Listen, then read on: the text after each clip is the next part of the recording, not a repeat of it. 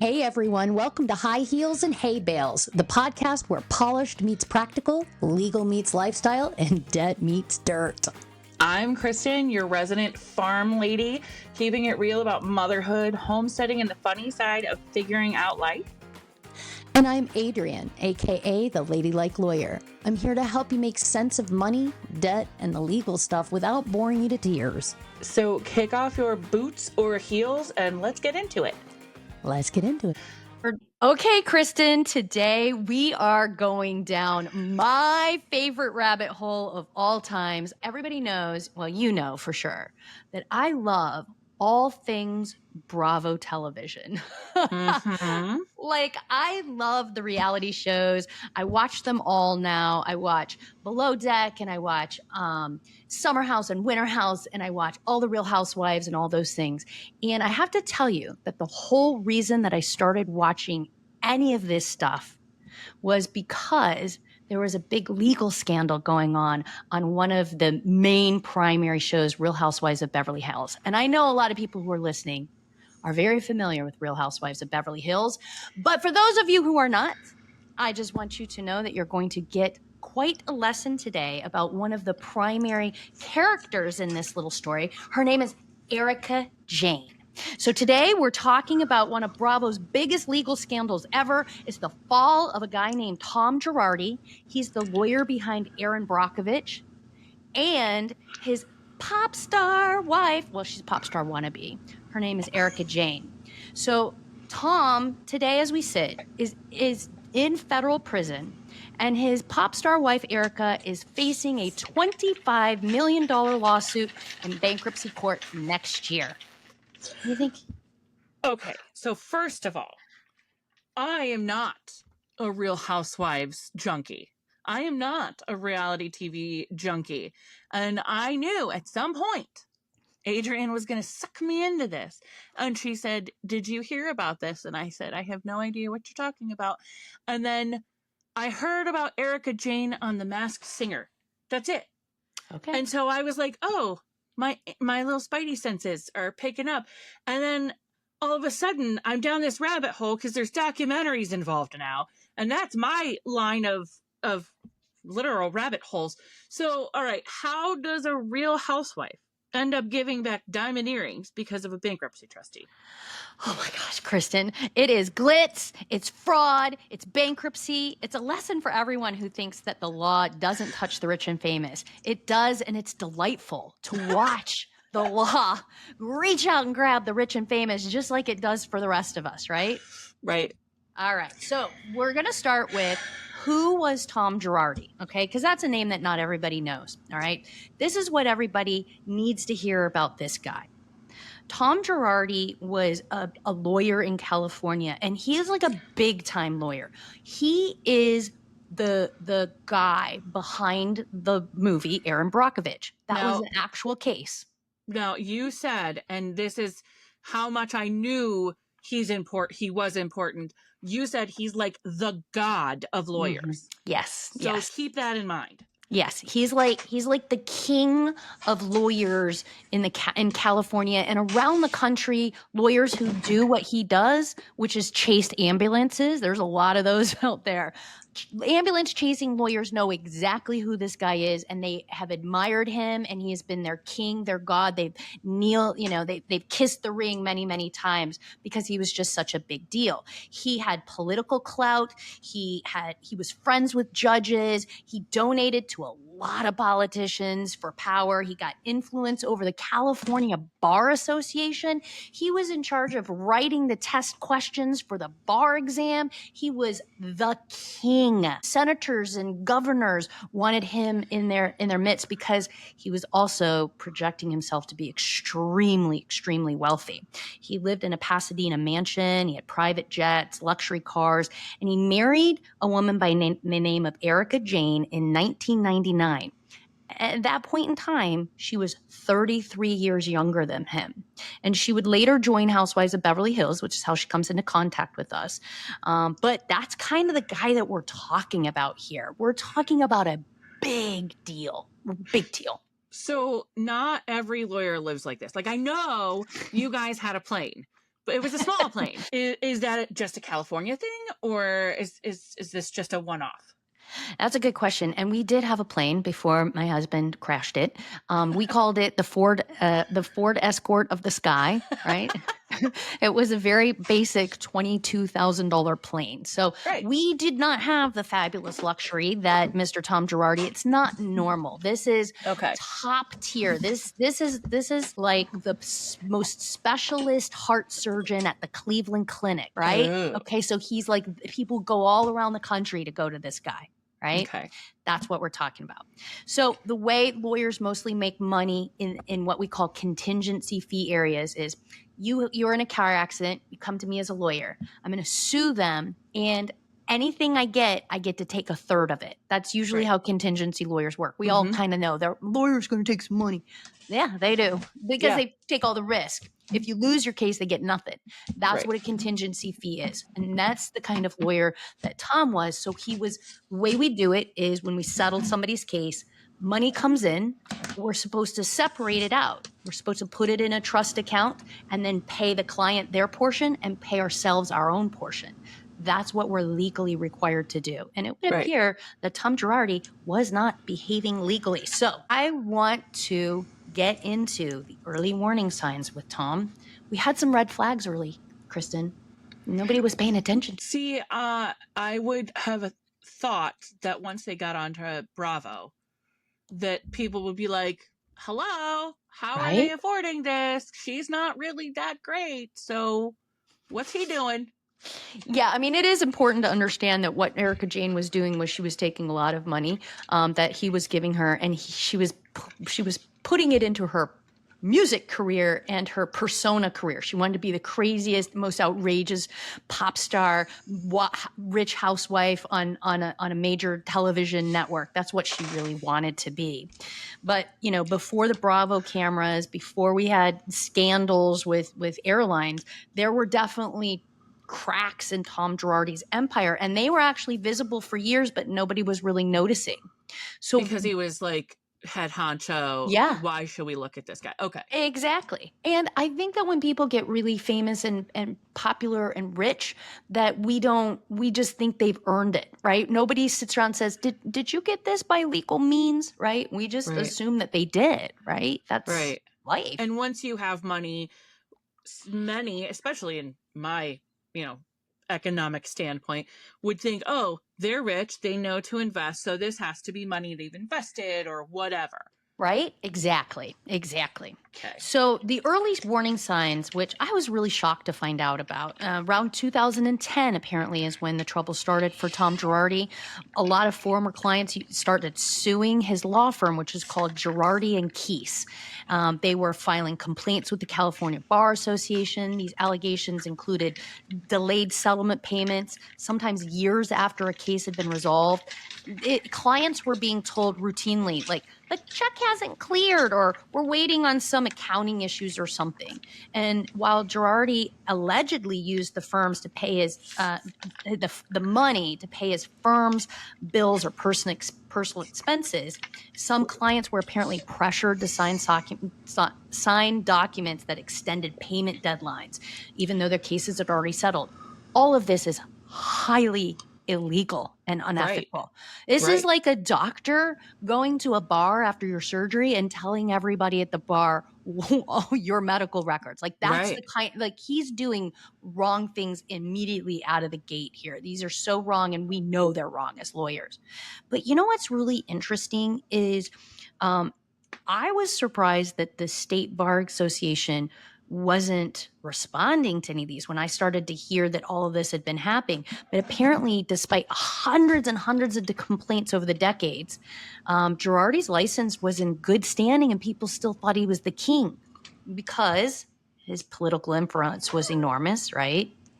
He was donating heavily to judges and politicians. He hosted fundraisers, and he was kind of untouchable in Los Angeles. And later, it turns out, and it was revealed, Kristen, he had been giving like gifts like cars and crap to the employees at the California Bar Association so that they would push his problems into a wastebasket. Oh, okay, so how then does the state bar become investigated? Is there like a federal bar that they can go in and be like, no? The State Bar of California ends up getting into some trouble here. Oh. I can assure you. Okay, Yes, okay, there are okay. consequences for their actions. Okay. So then 2010 is when the trouble started. Between 2014 and 2016, Girardi was quietly settling multiple lawsuits from disgruntled clients and co-counsel who were accusing him of withholding money. So here's another thing that's important to know. If Tom Girardi is in Los Angeles, California, he's licensed to practice law in the state of California.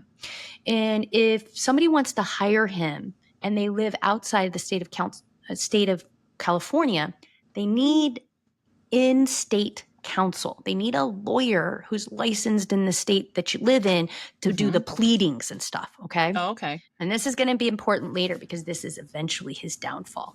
But between 2014 and 2016, he was quietly settling stuff. He was avoiding all the trouble that anybody said. There was a notable case in this time frame. A group of cancer patients sued, saying that Girardi kept millions for their settlement. And this is 2014 to 2016.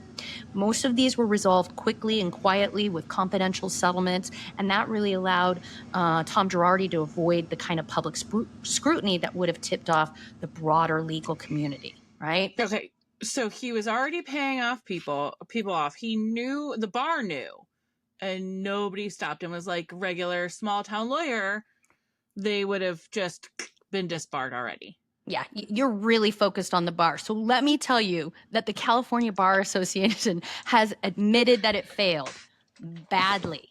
And they failed to hold Girardi accountable. The investigations with the Bar Association showed that bar staffers had really close financial and personal ties to him, and that allowed him to operate like this for years and years and years. And so by the time what we call the Lion Air scandal hit, and Lion Air was an air crash that ended up really taking Tom Girardi down. But before that, his house of cards was already wobbling, right? It just took this big lawsuit that we're going to talk about here to blow everything out of the water. Okay, 2 more questions. Okay. So, victims of Tom Girardi, because the bar has said we screwed up. Can they sue the bar? They can't sue the bar necessarily, but the Bar Association is there are consequences for the Bar Association. They have insurance, and so they are supplementing some of the issues here. All right. Yeah. Okay, yeah. So let me say, I don't know if the bar can be sued or not. I'm sure that they can be. And I'm sure they were probably brought into a lawsuit. That would be how they would have to be doing that. I don't know the answer, but that makes perfect sense. So I think you're right. I think they did end up getting sued. That would be why they would have had these consequences. Right. I had to run that one through my mind. Yeah, no. Because like I figure it's just another association. There has to be legal action that could be taken against them. Sure. So now, how can a lawyer not pay his clients, not pay out these settlements, and keep practicing? Yeah, they're not supposed to be able to do this. Like, this is not supposed to be able to happen. But here's what I've learned as a lawyer for all these years and when on social media. People are really afraid of lawyers, and they are very reverent. Like, whatever lawyer says, okay, right? Like, they don't push back all that much. And I can only assume that Tom had a very, gregarious, powerful way about him, and that he had such a reputation that people didn't push back against him. And so he was really able, with his power, to just take advantage of a lot more people because he was so popular. That's really good. That's really good. It sounds like this whole thing is like a Ponzi scheme. It pretty much is. That's pretty much what he was running. So let's set the stage here, because the downfall starts to occur very soon after about 2018. So by 2018, Tom Girardi's empire is completely untouchable from the outside, or so it would appear. But behind the doors of Girardi Keys, the walls are starting to close in for sure. And the fallout is about to be really massive for Tom and his wife, Erika, and for a whole lot of people who trusted, him with their lives and their money. So from 2018 to 2019, cancer patients, accident victims, business partners, these lawsuits are coming more fast and furiously, and they're claiming that he never paid them their full settlements. Some of these cases accused Girardi of actually using settlement money like a revolving credit line, like, covering firm payroll, keeping the lights on, and bankrolling his lifestyle instead of paying clients. Remember I told you about that trust account? Yeah. If I settle your case for $100,000 and my fee is $33,000, right? Mhm. I have to put that $100,000 into what's called a trust account. And I have to pay you $66,000 out of it and me $33,000. I can't mix that money with the money that pays my staff, my utilities, that kind of stuff. My money is the 33, and that's what goes into my operating account. It's illegal, unethical, and it is warranted disciplinary action if you let that trust account fall into the negative, or if you use it for anything that you're not supposed to use it for. So in Ohio, trust account, every bank in Ohio must report to the Ohio Supreme Court if a lawyer's trust account falls into the negative, even by 1 penny. So that's how serious this is. And to know that, for me to know how serious this is and to realize the extent that Tom Girardi was doing this is mind-boggling. It's mind-boggling. So, all right, knowing that I've watched these documentaries, I know that he was telling his clients who were asking where their money was. He was giving them payments out of these accounts instead of the full amount. So when I had my car accident, I got a check for the balance of what was owed to me. Right. These people just didn't know that it was supposed to be basically one big check, and somebody else isn't going to be like, oh, we don't trust a 25-year-old young man, which unfortunately one of his young clients, or he was like 18, he blamed it on another guy, another judge, and the judge was like, I have no idea what you're talking about. Yeah, that was pretty much his MO. I mean, he would convince people. He would say, well, they're offering, to settle for $5 million, when in fact they were offering to settle for $25 million. Right. And so he would fake them out with the amount of the settlement, where he would say they're going to give you $5,000 now, and then they're going to pay you over time.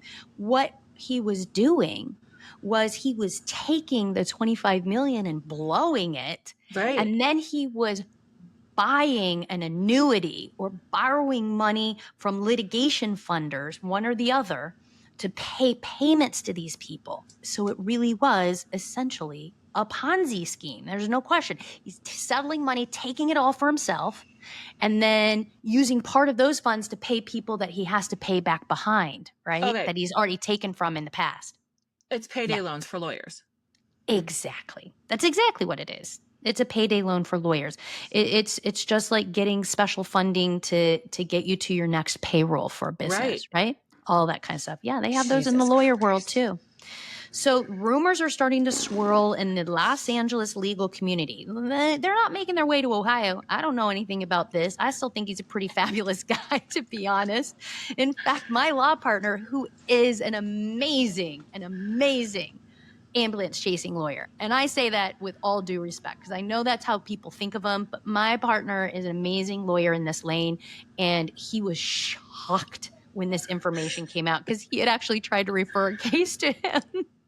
But yeah, he's borrowing heavily from these litigation funders. At one point, reports show that he owed $6 to $10 million to lenders just to keep his firm afloat. Those payday loans. Okay, so all right, so hold the fuck on. $6 to $10 million to just keep the lights on, just keep payroll going, and make sure his partners or his lower people have no idea what's going on, and to keep the lawsuits at bay against him for not settling. How illegal, I mean, it's very illegal, is it to say your settlement is $5 million, but it's actually 25, so he pockets 20?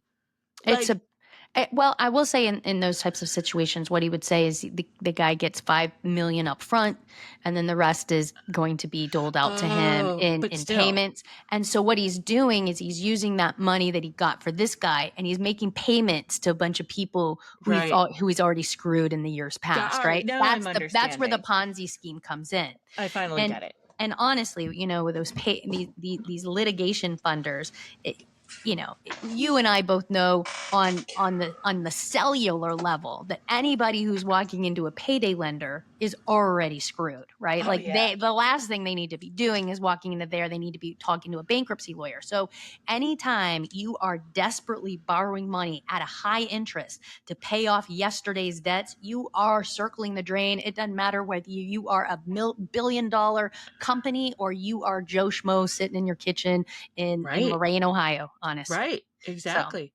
So let's talk a little bit more about these Ponzi scheme, because that really is what it ended up being.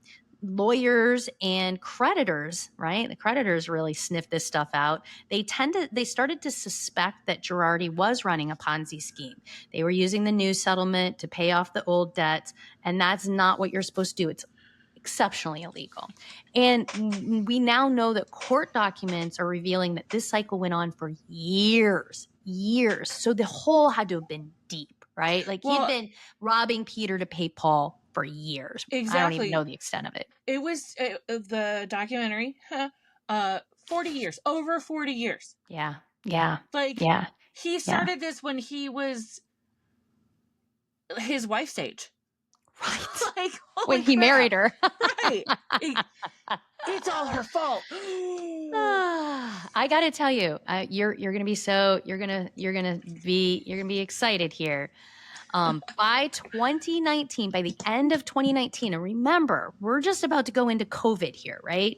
By the end of 2019, Girardi reportedly owes tens of millions of dollars, not just to clients, but co-counsel and lenders too. Even co-counsel? Holy crap. So did people not have a clue this was going on until the Bravo cameras came in?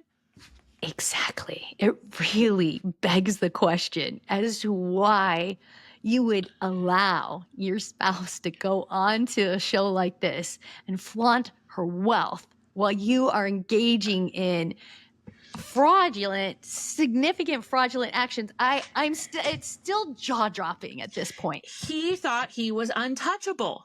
He thought he was above the law. He's gotten away with it for decades at this point. Yeah. He was untouchable. He was. I guarantee it.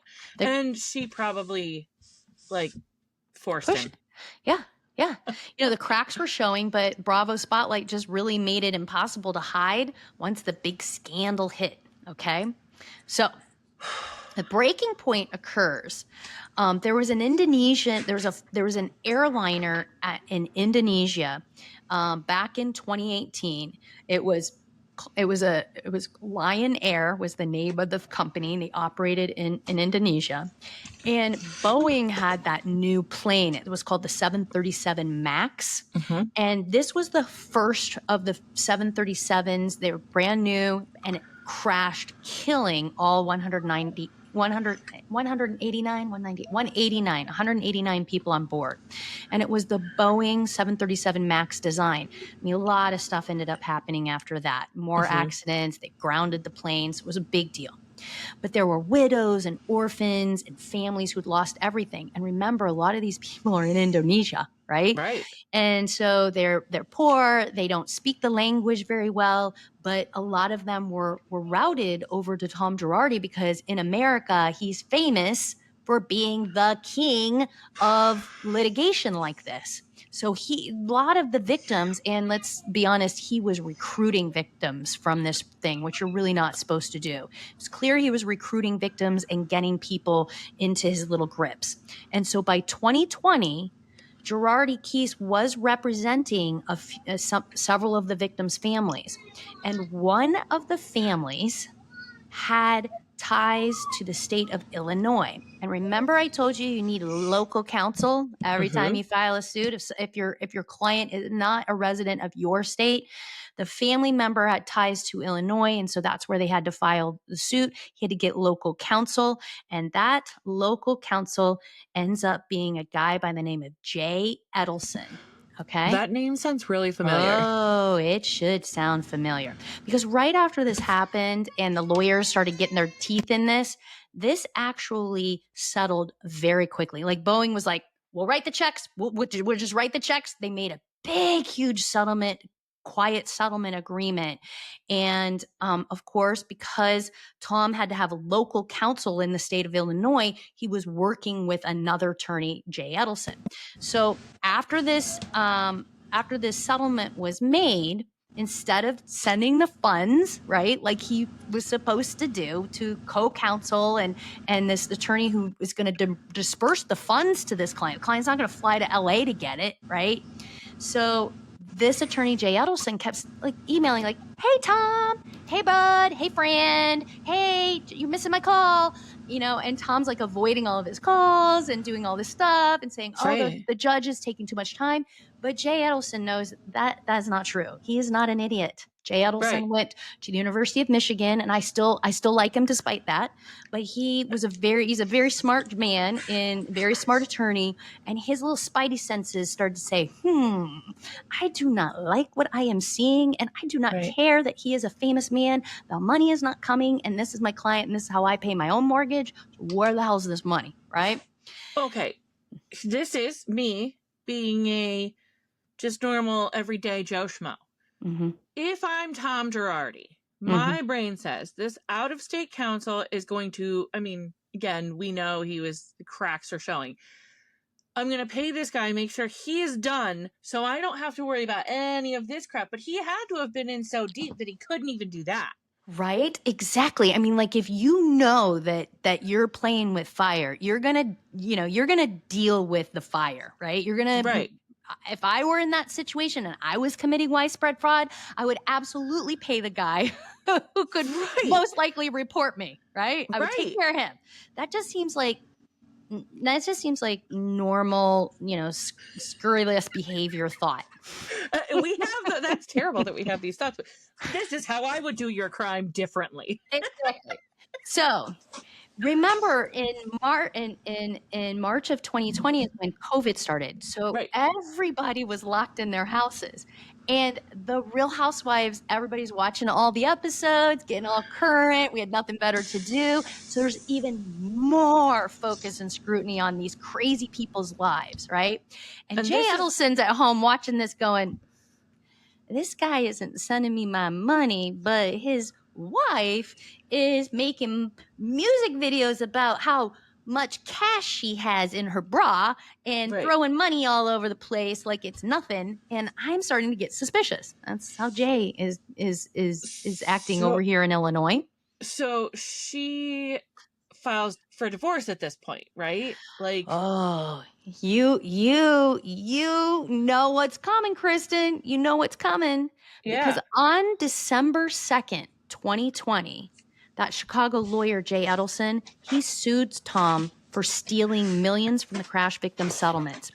And that lawsuit, obviously, it drew national and international headlines. It made Tom Girardi a household name for all the wrong reasons.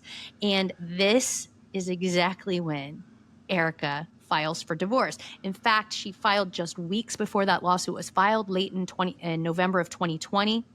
After 21 years of marriage and with cameras rolling on the Real Housewives of Beverly Hills, the timing raised a lot of eyebrows because everybody's like, trouble in paradise? Right. She divorced him, or she filed for divorce, and 3 weeks later, there is a lawsuit for millions of dollars against her husband. Which again, obviously, she's trying to distance herself from all the problems, right? And here's, again, poor person thinking. I guarantee, has no idea how bankruptcy law works and doesn't understand that she's going to get smacked for all of this.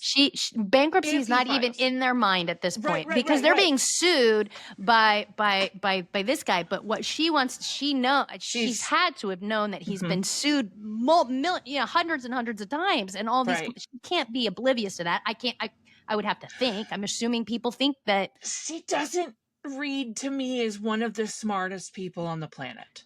That's fair. That's fair. I think she's smarter than we think she is. Well, I I mean, do. I think it could be all that persona that she puts forward. It really could. No question. Although I no would have question. jumped the table.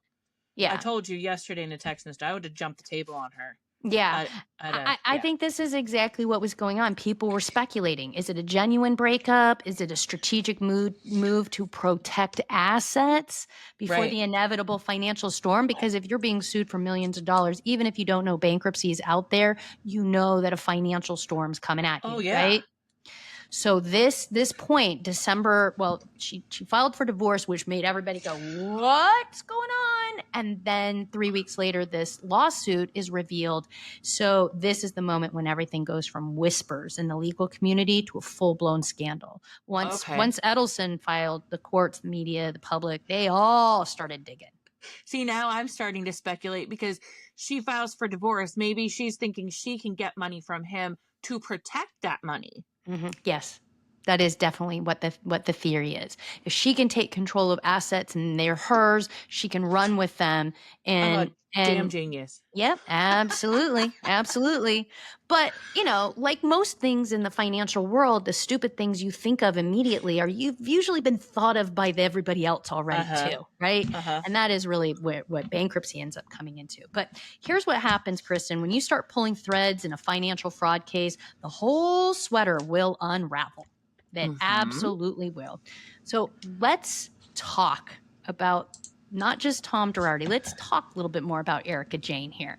Because if Tom Girardi's empire was the financial machine, Erika was the glammy, glitzy billboard. She was the one on Bravo, really showing off what that machine could buy. And she was there to flaunt money and wealth. And that's, if you don't know what Bravo, what Real Housewives franchises are, that's kind of the point. The more wealth you can flaunt, the more people want to watch your horrible behavior. And I mean, I was one of the other housewives is in this documentary.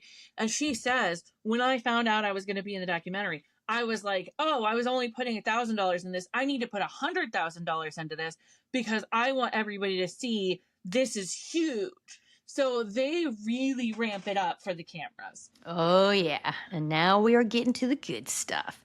So Erika joined the Real Housewives of Beverly Hills in 2015. She had already been married to Tom for 16 years. And she had really cultivated an image of being an over-the-top, wealthy person with a tremendous amount of independence, right? She oftentimes, and this is important, she was bragging about paying $40,000 a month to her glam squad. Do you know what a glam squad is? I know what a glam squad is. Okay, I did not know what a glam squad was until I started watching this franchise. No, now I feel like I need one. I mean, listen, that'd be great, but that's where the disconnect between me and Bravo. I'm like, this is stupid. That could pay my house off in 3 months. Yeah. I can't stand watching this because they waste money and could be doing it. Like makes me sick to my stomach. I get the pull into it, but it just makes me want to punch them in the face. And I'm sorry, I'm not very violent, but I just want to knock these broads' fake teeth out. I gotta tell you, Kristen, I think that's why most of us watch this. I think most of us feel this way. We see it as a vulgar display of wealth. We see these women behaving badly and acting narcissistic and acting like they rule the world and acting like they can't carry their own luggage and getting horrified if somebody hasn't peeled their shrimp. It's embarrassing. It's like jaw-dropping, stunningly, like you're watching from the outside window into these people's lives, and it's horrible. It is. It's horrible. Okay, so the glam squad is hair, makeup, clothing, like literally anything and everything to look at $40,000 a month. Yeah, I don't even know if that includes clothing. Like it includes somebody who styles her, right? Somebody who picks out what she wears and styles her. It's hair, it's makeup, it's spray tanning, it's, it might include like Botox. It would include like the Botox and all of that stuff and all of the all of the things that these women, that you could spend $40,000 a month just on self-care shit. And that's Here's what, the thing. yeah, If she has a stylist, she needs to fire them and hire another one. totally agree. Totally agree. And this is coming from me, hillbilly, who thought a dress was a robe was a dress. Totally.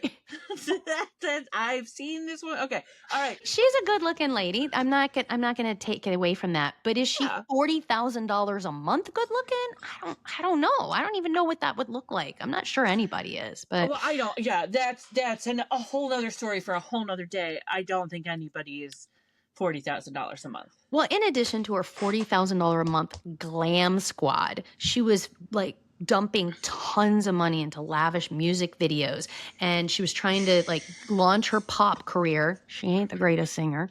No. She was funding the money that she was using to make these videos was funded by her company, which she called EJ Global, right? Erika Jayne Global LLC. It's her company.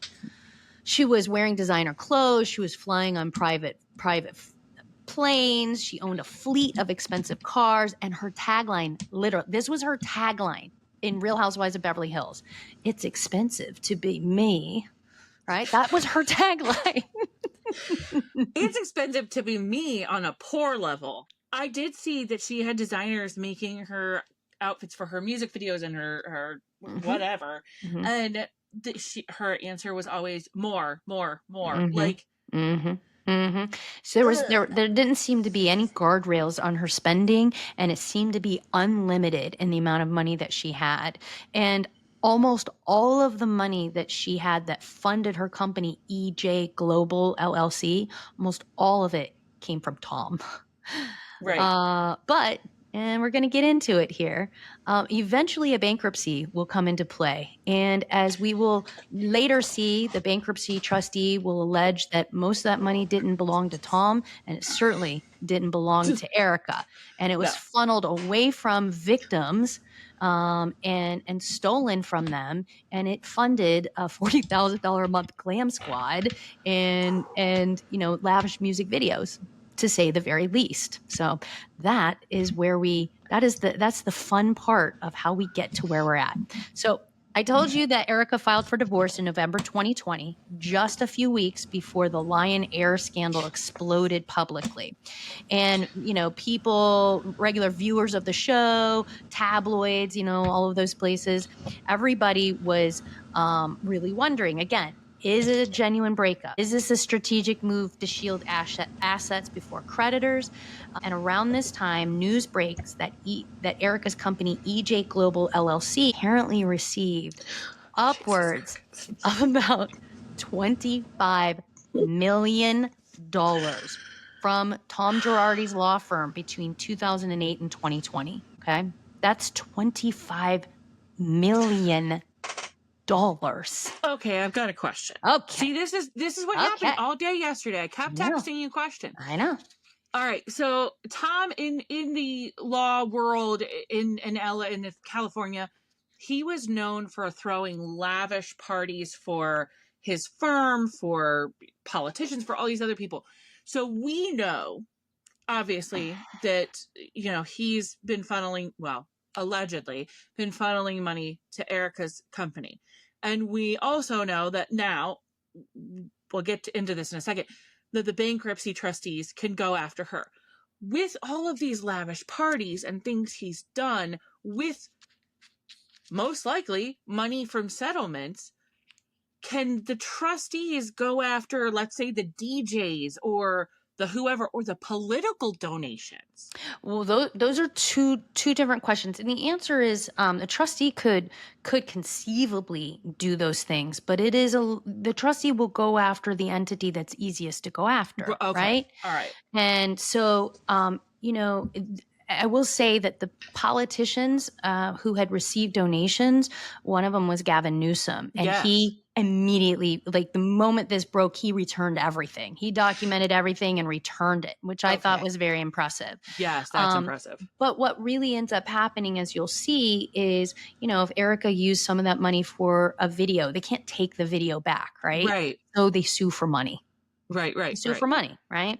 So this $25 million that was walked right out the law firm door and into Erika's pocket.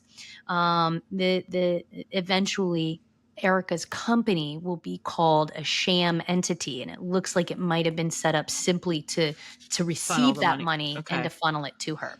But it's interesting because right around this time, the Real Housewives of Beverly Hills, her storyline really in that show started to shift dramatically. She went from flaunting all of her wealth to claiming that she knew nothing. I don't know anything about Tom's finance. I don't know anything. I'm just a little wife that doesn't know anything. I'm just a little old housewife. I'm just a little old housewife. And it was an interesting time to be watching this show because of her castmates. One of them, Sutton Strack, she doesn't mince words.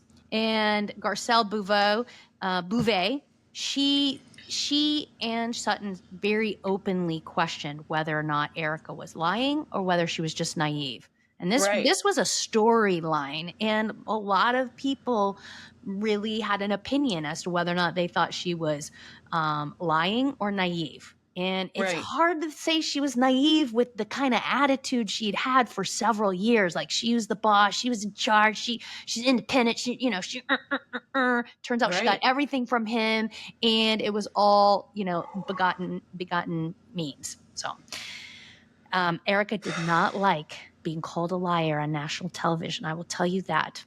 She would famously scream things like, "You don't know what you're talking about." Or she would say, "What's coming for you if you keep asking?" She's like threatening, and she's making it seem like she's so right that she can't even believe anybody would ask her about any of this stuff. I mean, we're getting there. We're getting there. Okay, so do you think that Bravo was milking this for ratings?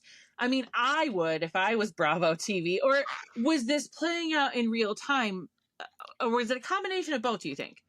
100% it was playing out. Now, what's interesting is when the show is being filmed is like 6 to 8 months, 6 to 8 months before it's shown, right? Right. But what was happening is it was filming in real time. As stuff was coming out in the news, they were showing that, and we were seeing it like on the nightly news. But then we got to watch all the backstory of it as it was coming out. It was being produced and put out, right? So we got to see all the back stuff. Milked that. They were able in real time to capture a lot of things that were going on, and we knew about it because we'd heard reportings about it. But then we got to watch it when it was on TV. Yeah. Jesus. Okay. There's no question that when the cameras were rolling, her world did begin to absolutely collapse while those cameras were rolling. They were filming at the right time. We saw her move out of the Pasadena mansion. We saw her cry over legal documents. She was clashing with all the other women, and it became one of the most watched Real Housewives of Beverly Hills storylines. And we're still in COVID, right? Okay. This might be a little, maybe my spidey senses are picking. Do you think Real Housewives, Bravo TV, saw some things or knew some? I mean, obviously they That's a good question. Their people. I don't think they do. I don't think they research their people nearly as well as we think they do. There's a lot of discussion.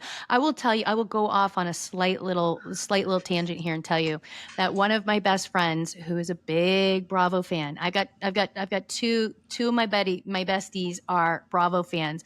One of them is 100% convinced that there's a secret here that nobody else is talking about, right? Yeah. Everybody. I'm starting to lean towards that friend's lane. Conspiracy theories. I feel like there's got to be inside knowledge. What if somebody that works at Bravo was one of Tom's, like a distant friend of Tom's clients? My friend is convinced that the FBI has somebody in the Bravo, and that they like place people in the FBI. I don't think that that's the case. I just think people are dumb and they think that they're going to be able to do their illegal stuff right in front of everybody, because I think that's how most people operate. But I don't know. Okay. All right. I think the FBI thing is a step too far. But okay. All right. So I'm just curious. Okay. So as Tom's house of cards is falling and all these lawsuits and Lion Air and shit is really hitting the fan, like in a way that it's clear he's going down at this point. The all of the people and companies to whom this law firm owed money, they forced the law firm into Chapter 7 bankruptcy. And something we don't talk about a lot, but creditors can force you into bankruptcy. And this happens with businesses or big people. Okay. Wait, so your creditors can come all together and say, this company, because it's a company, this company owes us so much money and it's clear nothing's happening. We have to force them into Chapter 7 so we can liquidate assets. And that is something that can be done. I didn't know that businesses could file Chapter 7. They can. They normally don't, but businesses can file Chapter 7. Okay. They would do that. They would do that when they're done, right? Not because they want to keep going, but they can do it when they're done, so they can distribute assets. Got it. Okay. So that makes sense. So Tom Girardi didn't voluntarily file for bankruptcy, and this is not particularly normal, but the consequences are still the same. And what happened is that when a bankruptcy trustee got involved, all of a sudden there's a whole new world of problems. And this is why I find bankruptcy law so fascinating. And this is why I started watching this, because in the very beginning, the bankruptcy trustee was like, Erika got $25 million. We want it.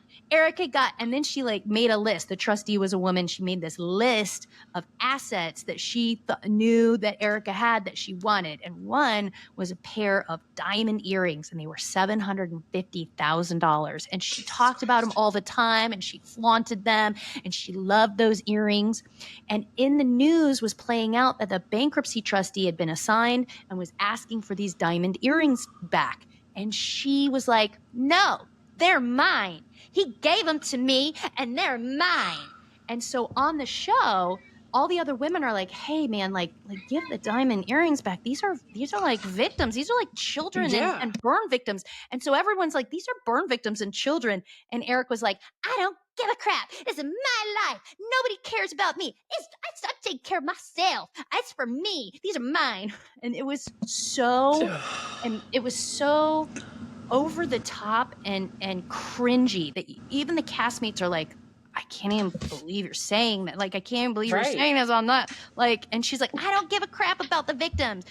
I'm trying to save myself. And everybody's like, oh God, you can't say that, girl. These are children and burn victims. Right.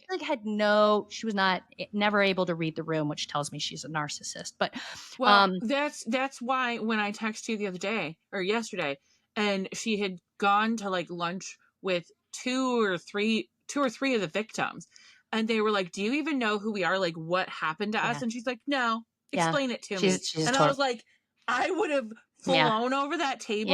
Yeah. Oh, I would never survive as a castmate. Erika claimed that these were a gift, but eventually she did have to relinquish them. At first, she won a small little victory, and at first she didn't have to. And then she was real cocky on the show, like, how's come you guys aren't saying you're sorry when you said I should return their earrings? I get to keep them now. And then, a couple months later, never mind, she's got to return them. I mean, it was just so embarrassing. The whole thing was embarrassing.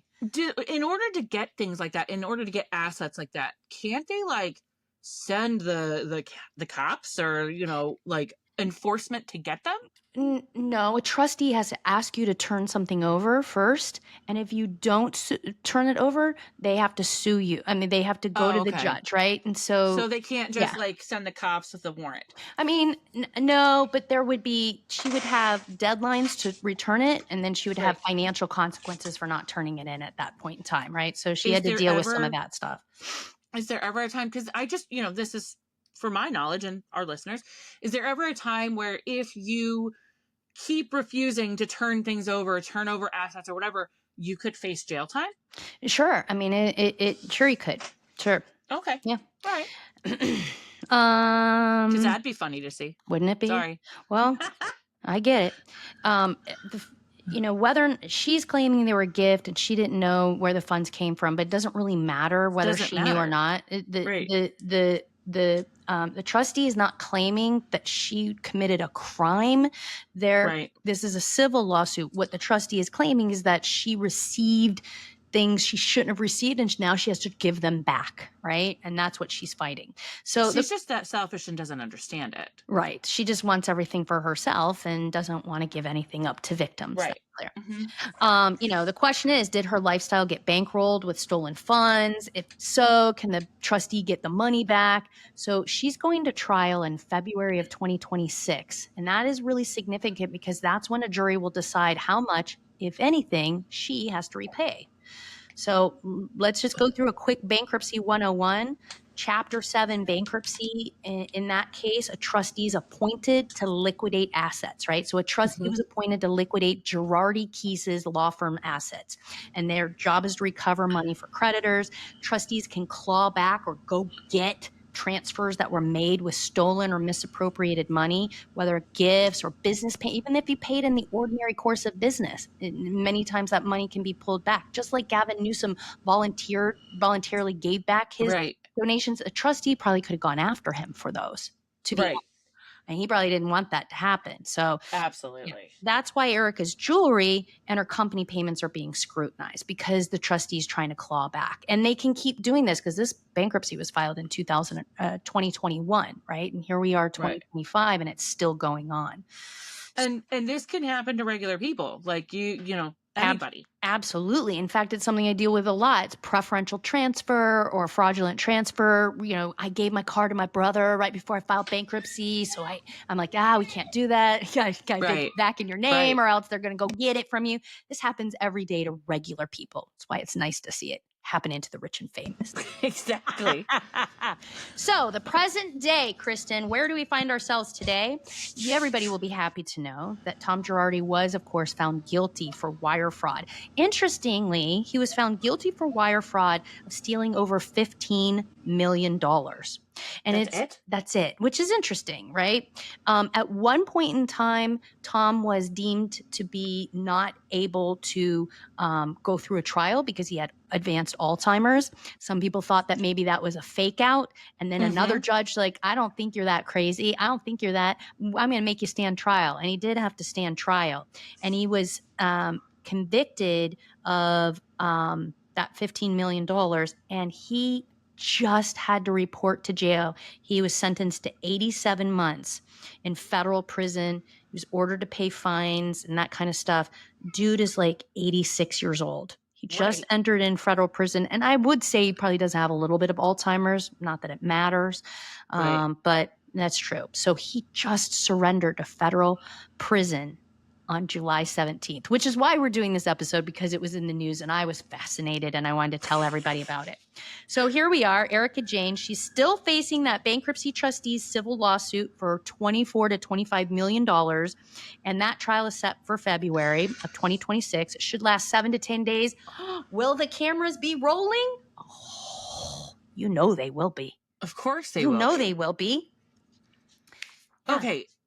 All right. Hold on. Wait, time out. So he was sued for the judgment was $15 million. He was prosecuted for wire fraud and convicted of wire fraud in the amount of $15 million. Okay. They're going after her for $24 million. It doesn't make sense, right? That's what where I'm going with that. Yeah, I know exactly where you're going because it doesn't quite make sense. And that is one of the arguments that Erika Jayne's lawyer is making. Number one, she was not prosecuted for fraud. She was not prosecuted criminally. What her trial is a civil trial for money damages. And what she's saying is, hey, look, I wasn't prosecuted for crimes. Nobody's alleging I did anything wrong. So why are you coming after me? They can, but that's her argument. And number two, they didn't even prove that he stole that much. How can you say that I took that much, right? Exactly. That's exactly what they're going to say. But, Tom's behind bars. She's got her day in court coming, and I know Bravo's going to milk it. And we know that her answers are going to be, these are going to be her defenses right here. Yes, exactly. Right? We're basically putting you through her civil trial before she gets to Yeah, it. exactly. Oh my God. So, that is where we end today. This is the Real Housewives of Beverly Hills. The cast kind of morphs and changes over time, but I started watching it in 2020, and I went back and watched a couple of seasons so I could get some clarity. And so that's why I got really hooked on all of the Bravo shows, because I'm super fascinated with them. And there are some nice, rich people. They're few and far between, but I'm fascinated with their personalities, how they interact. I always think, if I was like a bajillionaire wife, would I be a bitch, right? Would I act like a narcissist? Would I say, I will carry my own luggage, thank you very much? Would I say, we don't need to get on a jet, I'll just get on a regular plane? Like, I would be so boring that nobody would want me on their show, because I'd be too like, oh, that's okay, we don't need to do that. That's a little over the top. I think I do like fun. I do like nice stuff. So, I mean, I'm not going to lie. Well, I see that leaves a good question though, because I feel like if I were to just overnight become a bajillionaire, I would be the super nice person. Yeah. Because I've been poor. Yeah. And I've lived the life of the people that I would hire. Yeah. But I don't know if you're like, I don't know, man. I think TV makes you a bitch. I think money and fame corrupts people, because Erika Jayne came from nothing. It was an Anna Nicole Smith kind of story. Tom Girardi is 33 years older than her and very wealthy. And they did go backwards in the show and show interactions between him and her, and show how he was very controlling, and it's like, shut her up, and she'd be like, and she wasn't.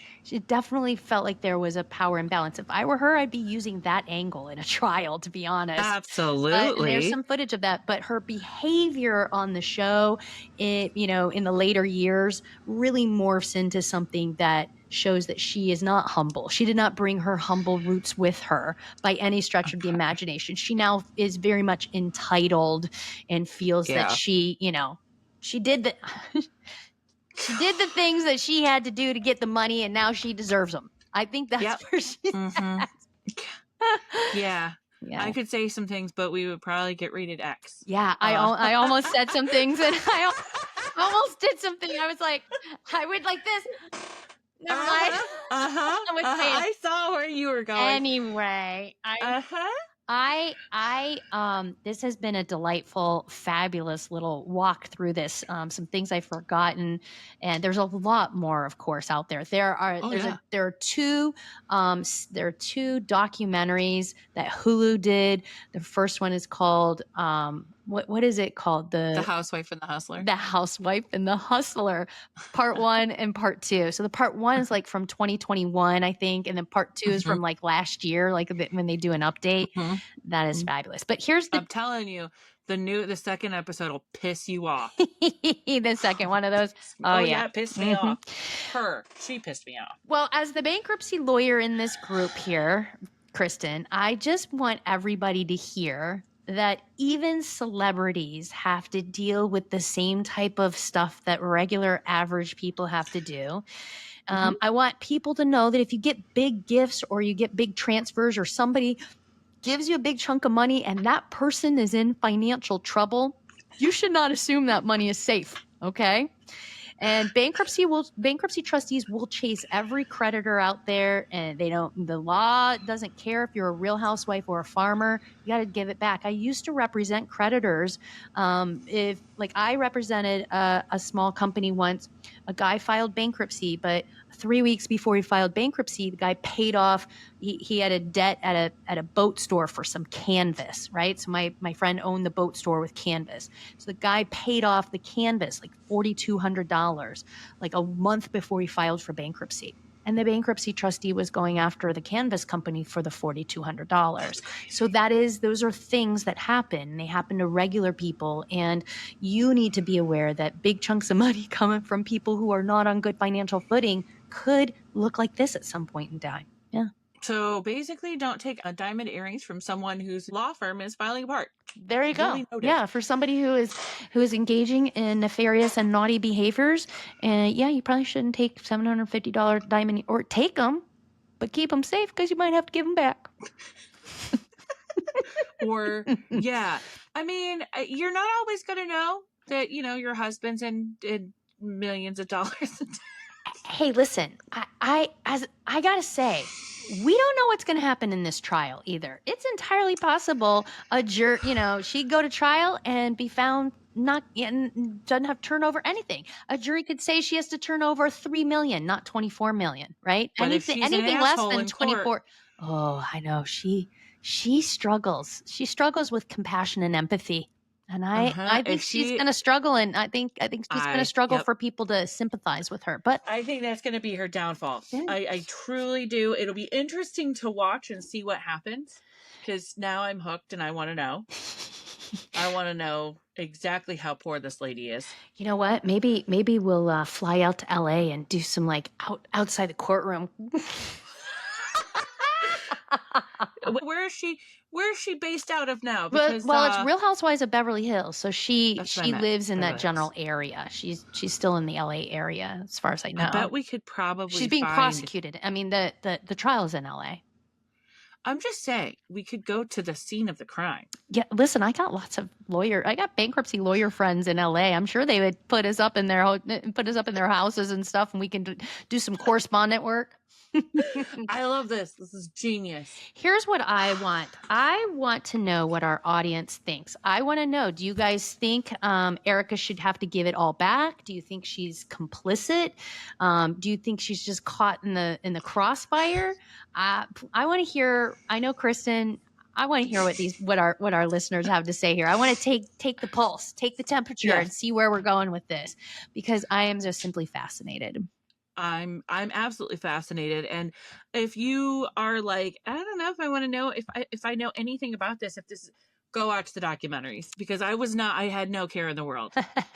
Adrienne's been trying to get me to watch Real Housewives for over a year at this point. And this is what got me. So I'm saying, trust me, go watch the documentary if you really want to know a little bit more details. And it's sketchy stuff, man.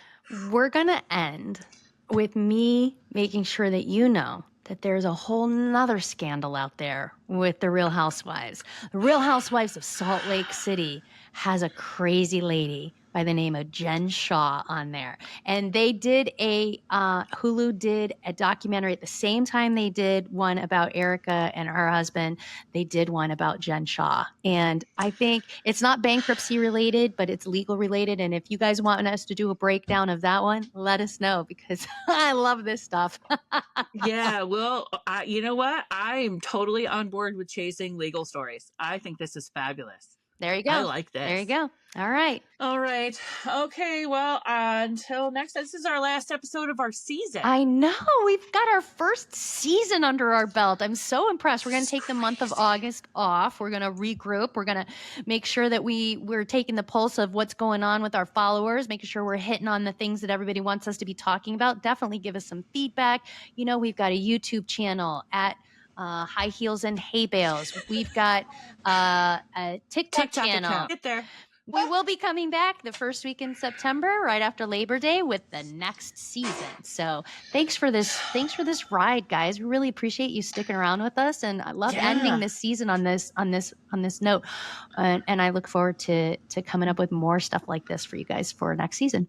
Absolutely. It's been fun so far. Here we go. It's good talking to you, Kristen. See everybody in September. Right. See everybody in September. Thank you so much for hanging out with us today on High Heels and Hay Bales. If you laughed, learned something, or just had a good time, make sure to follow wherever you listen. And don't forget, we've got even more for you. Head over to highheelsandhaybales.com and subscribe to our newsletter and Substack for exclusive behind-the-scenes content, bloopers, and tips you didn't even know you needed. You can also connect with us on TikTok, Instagram, and Facebook. Send us your questions, funny stories, or topic ideas, and we'd love to hear from you. Until next time, stay grounded, stay laughing, and stay out of trouble. Well, mostly.